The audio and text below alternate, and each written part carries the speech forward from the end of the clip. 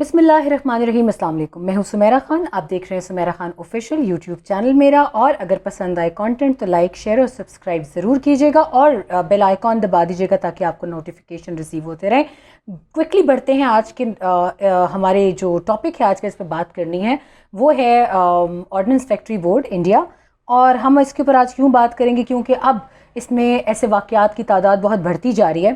ख़ासकर 2014 से लेके अब तक ऑर्डिनेंस फैक्ट्री बोर्ड इंडिया की, जैसे पाकिस्तान की ऑर्डिनेंस फैक्ट्री है, पाकिस्तान ऑर्डिनेंस फैक्ट्री, जहाँ पर इनकी हैवी वेपनरी, आर्टिलरी और दूसरा साजो सामान जंगी जो है तैयार किया जाता है।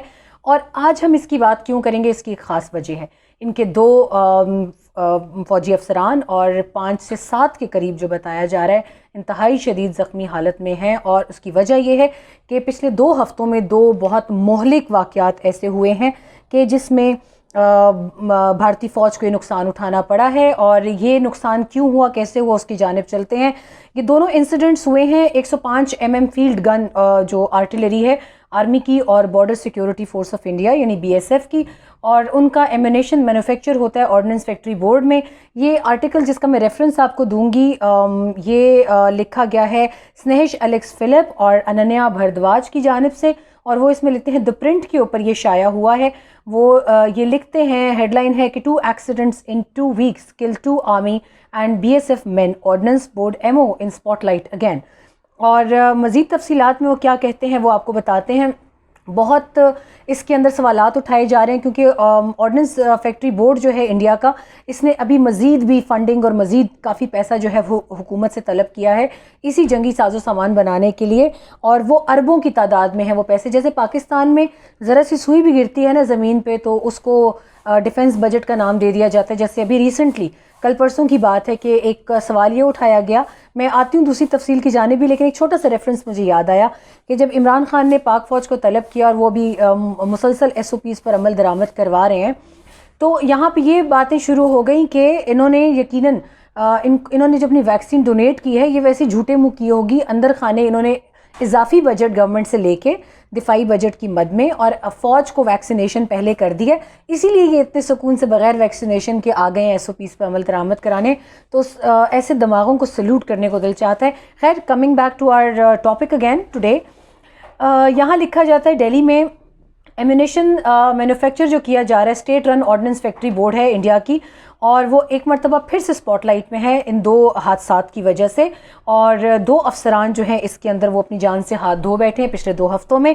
सीनियर अफसरान थे, दोनों जो इंसिडेंट्स थे उन्होंने वो इन्वॉल्व थे डिपेंडेबल 105 mm की field guns of the army and BSF।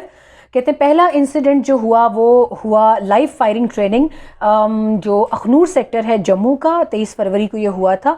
और इसमें डेथ हुई है गनर सयन घोष की of the artillery regiment and left 2 others injured. जो पास 2 सिपाही खड़े थे उनको बहुत शदीद इसमें ज़ख्मी हालत में बताया जाता है क्योंकि इसके स्प्लिंटर्स जो थे वो बहुत एक थ्रैश होल्ड के साथ उन्होंने उनको निशाना बनाया है।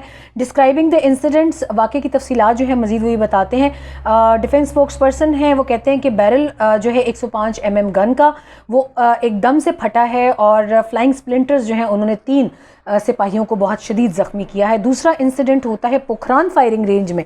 ये मुझे हैरत है, Pokhran firing range is one of those ranges जिसके ऊपर बहुत शदीद सिक्योरिटी, हर चीज़ को छलनी से छाना जाता है भारत में वहाँ तक पहुँचने के लिए भी। तो ये कैसे मुमकिन हुआ कि 105 mm की फील्ड गन जो है इनसे वो नहीं संभाली गई। और ये भी नहीं कि कोई पहली मरतबा उसका टेस्ट हो रहा था या फायरिंग रेंज में पहली मरतबा वो लाई गई थी।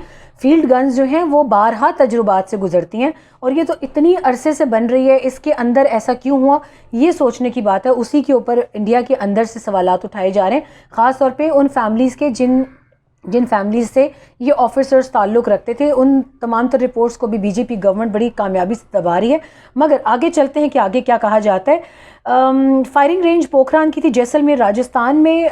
मंगल के रोज़ पिछले हफ्ते BSF कांस्टेबल सतीश कुमार जो थे वो इस इंसिडेंट में वो अपनी जान से हाथ धो बैठे और उनकी ख़ानदानों के साथ यकीनन हम ताज़ियत का इजहार करते हैं। और 3 दूसरे सिपाही जो थे वो भी इसके अंदर काफ़ी ज़ख्मी पाए जाते हैं। BSF ने इस पर कोई स्टेटमेंट अभी तक इशू नहीं किया, मगर ज़राए उनके ये कहते हैं कि फोर्स के अंदर से कि एक्सीडेंट जो था वो प्री मेच्योर ब्लास्ट था in the muzzle of a 105 mm field gun, यानी वंस अगेन जो मज़ल थी उसकी वो all of a sudden it just burst out और उसके स्प्लिंटर्स ने निशाना बनाया अपने इर्द गिर्द के लोगों को। दोनों केसेस में वो कहते हैं कि रिस्पेक्टिव फोर्सेज यानी आर्मी भी और BSF भी दोनों की जानिब से कोर्ट इंक्वायरी ऑर्डर हुई है। और इससे पहले भी इंसिडेंट्स होते रहे नाज़रीन। यहाँ हम आपको ये बताते चलें कि ऑर्डिनेंस फैक्ट्री बोर्ड इंडिया का हमेशा से इस तरह की इंक्वायरीज़ की रिपोर्ट्स को बड़ी कामयाबी से दबाता आ रहा है। मैं अभी आपको बाकी पिछले साल भी बताऊंगी कि पिछले इतने बरसों में और कौन कौन से इंसिडेंट्स हुए हैं। इसमें BSF के जो सोर्सेज हैं उन्होंने भी मीडिया के कुछ अरकान को बताया इस आर्टिकल के लिए कि फॉल्टी सस्पेक्ट जो है, ये जो सबसे बड़ा शक जो प्राइम सस्पेक्ट जो है वो सबसे बड़ा शक जा रहा है फॉल्टी एम्यूनेशन के ऊपर, जो कि ऑर्डिनेंस फैक्ट्री से बनकर आता है इंडिया की। और अब देखते हैं कि ऊंट किस करवट बैठता है, क्योंकि ऑर्डिनेंस फैक्ट्री बोर्ड जो है वो बड़ी आसानी से इंक्वायरी रिपोर्ट्स दबा देता है। पिछले कई बरसों में ऐसे इंसिडेंट्स हुए, मैं आपको उनकी भी तफसील बताऊंगी। कहते हैं इन दोनों केसेस में कोर्ट इंक्वायरी गो के ऑर्डर हुई है मगर इसका कुछ रिजल्ट आता नहीं दिखाई देता। The projectile burst just as it exited the muzzle leading to the death of one constable. Two others were injured. An investigation into the incident will be conducted. It is a case of premature muzzle blast. BSF ने ये कह के बात ख़त्म कर दी है। अब आगे इसको ऑर्डिनेंस फैक्ट्री का क्या जवाब है, अभी तक कोई जवाब नहीं आया उनका। वो कहते हैं कि एम्यूनेशन जो है गन्स का मैन्युफैक्चर होता है OFB में, इसलिए स्क्रूटनी के लिए सबसे पहले इक्विपमेंट मेकर्स जो हैं वो पहली फुर्सत में ही इसके ऊपर जाकर अपनी इंक्वायरी वहाँ से स्टार्ट करेंगे। वो कहते हैं कि अखनूर और जैसलमेर दोनों इंसिडेंट्स में जब इसके हवाले से स्पोक्स पर्सनस के साथ बात करने की कोशिश की गई तो OFB के स्पोक्स पर्सन गगन चतुर्वेदी ने कहा कि it can only be offered once the accidents have been investigated, यानी वही बात कि ब्यूरोक्रेटिक उसमें क्वार्टर्स में इस चीज़ को डाल दिया गया है। वो कहते हैं कि all accidents are investigated by a defect investigation team comprising representatives of all stakeholders. और वो कहते हैं कि मज़ीद मतलब वही एक स्टेटमेंट जैसे पाकिस्तान में भी अक्सर बहुत सी चीज़ों पे टालने की कोशिश की जाती है, लेकिन इस मर्तबा इसके ऊपर हाई अप की जो इंक्वायरी है वो बैठेगी। वो कहते हैं कि OFB को जवाब इसमें देना पड़ेगा कि फॉल्टी एम्यूनेशन की क्या वजूहात हैं और दो वाक़यात सेम गन मज़ल के साथ क्यों पेश आए हैं। OFB जो है उसके अंदर से उन्होंने अभी तक बस यही बात की है, वो इसके ऊपर मज़ीद कोई तफसील नहीं दे रहे। आगे अगर चलें तो अब मैं आपको तफसील बताती हूँ कि इससे पहले भारत में इस तरह के कौन कौन से वाक़यात हो चुके हैं। इससे पहले भी इस तरह के वाक़यात जो हुए हैं वो दो तो इसी फरवरी और दो वाक़यात तो अप्रैल में हुए हैं। इससे पहले फरवरी में भी एक वाक़या हुआ है और वो भी OFB का इसके अंदर बनाया हुआ एम्यूनेशन जो था वो सामने आया है। और इसके अलावा 2017 में वाक़या हुआ है, 2018 नवंबर में हुआ है, अप्रैल 2016 में भी हुआ है, 21 दिसंबर 2020 को भी हुआ है और 30 सितंबर 2020 को भी हुआ है, जिसमें 27 सिपाही जो हैं वो बताए जाते हैं कि फॉल्टी एम्यूनेशन की वजह से, ये सबसे बड़ा लॉस है कि फॉल्टी एम्यूनेशन की वजह से 27 सिपाही अपनी जानों से हाथ धो बैठे। और ये आर्मी की रिपोर्ट है, मई 2016 की बात है। वो कहते हैं कि anti tank mine in Pulgaon वहाँ पे ये वाक़या हुआ था और Indian ordinance factories function under the department of defence और उन्हीं का बनाया हुआ ये एम्यूनेशन था। तो 27 सिपाहियों के बाद भी 2000 हैरत की बात है कि 2016 की रिपोर्ट 30 सितंबर 2020 को इशू हुई है मगर इसके ऊपर ताहाल कोई एक्शन नहीं है। 18 अगस्त 2020 को भी हुआ वाक़या, जिसको एक मरतबा फिर ऑर्डिनेंस फैक्ट्री बोर्ड इंडिया ने रिजेक्ट किया। इसके अलावा भी काफ़ी एक लंबी लिस्ट मेरे पास आ रही है जिसमें बड़ी हैरत की बात है कि ये चीज़ें सामने आ रही हैं। अब कुछ इन्फॉर्मेशन आपको इसके ऊपर और देते हैं। यहाँ वो कहते हैं कि the faulty MO of Indian army manufactured by OFB India during past 2 weeks in accidents के अलावा जो कि 105 mm फील्ड गन आर्टिलरी की जो थी फील्ड आर्टिलरी उसके अंदर ये पेश आए। मैंने आपको पिछले सालों का बताया कि क्या हुआ। और इन September last year the army in an internal note said the use of OFB manufactured equipment had resulted in over 400 accidents between 2014 and 2019 and led to 27 deaths.